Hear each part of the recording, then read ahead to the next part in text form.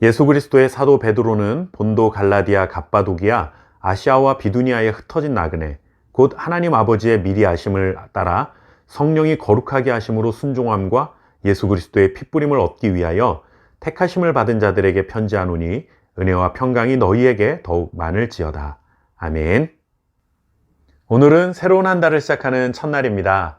작년 11월부터 어제까지 약 4개월간의 시간 동안 우리는 출애굽기 말씀으로 은혜를 나누었습니다.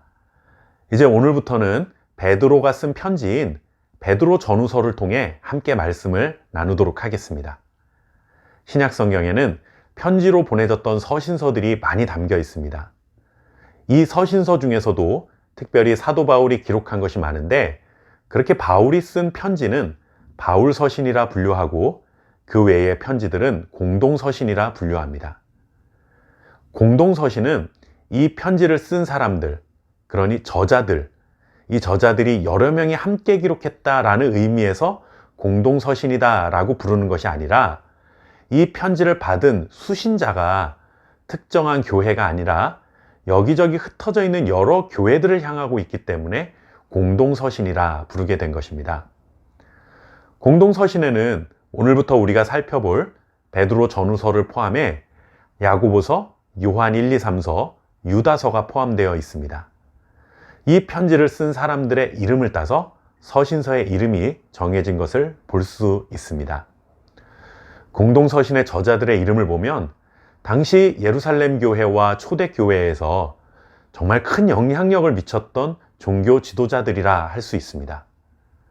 예수님의 12제자 중에서도 흔히 수제자라 부르는 베드로는 물론이고 사도 야고보, 사도 요한 등은 당시에도 복음의 정통성을 가지고 있는 최고의 신앙인들이라 할 수 있는 사람들입니다.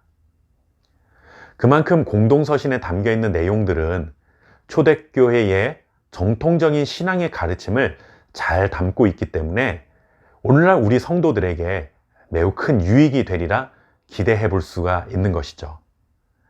특히나 베드로 전서에서는 신앙의 길을 걷는 우리 성도들을 향해 두 가지 독특한 표현을 사용합니다.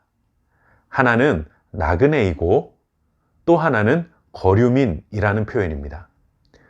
나그네는 말 그대로 정해놓은 거주지가 없이 여기저기 떠도는 사람을 의미합니다. 그리고 거류민은 여행하는 외국인이라는 의미를 담고 있습니다. 그렇다면 이 나그네와 거류민이라는 표현의 공통점은 안정적인 거주지가 없다라고 하는 것이죠. 둘 다 어떤 최종 목적지를 향한 여정 가운데 있는 사람들이라고 할 수 있습니다. 베드로가 흩어져 있는 교회와 성도들을 향해 나그네요, 거류민이라 부른 이유는 우리가 살아가는 이 땅에서의 삶은 영원한 삶이 아니라 최종 목적지를 향해 걷고 있는 삶의 일부분, 삶의 과정이라는 사실을 알게 하기 위함입니다.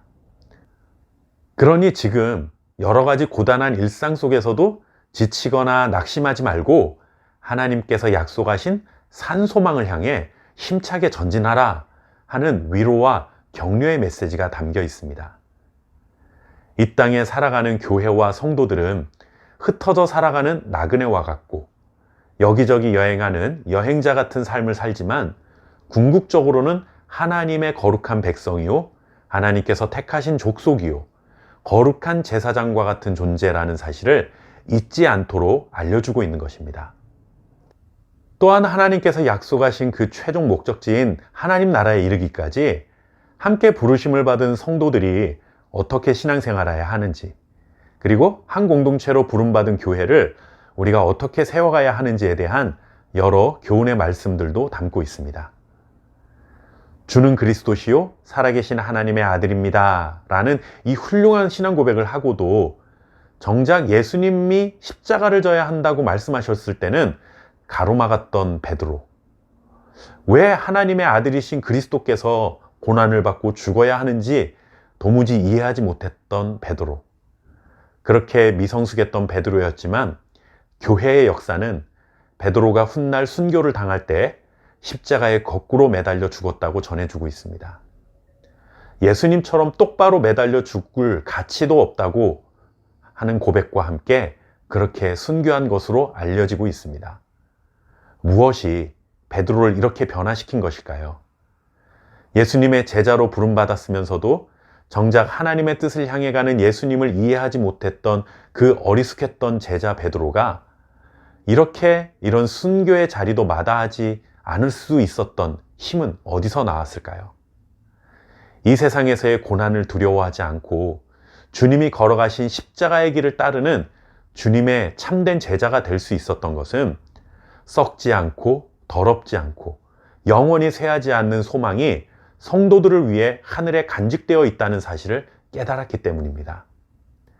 앞으로 베드로전서에 있는 말씀들을 나누는 동안 베드로를 그렇게 변화시키시고 주님을 따르는 십자가의 길을 걷게 만드셨던 하나님의 은총을 우리도 경험하게 될 줄 믿습니다. 베드로전서의 말씀을 통해 고난과 환난이 끊이지 않는 세상 속에서 나그네와 같은 신분으로 살아가지만 우리를 위해 예비된 영원한 산소망이 있음을 깨닫고 주님을 따라 십자가의 길을 담대히 걸어갈 수 있는 믿음의 사람들로 거듭날 수 있기를 바랍니다. 감사합니다.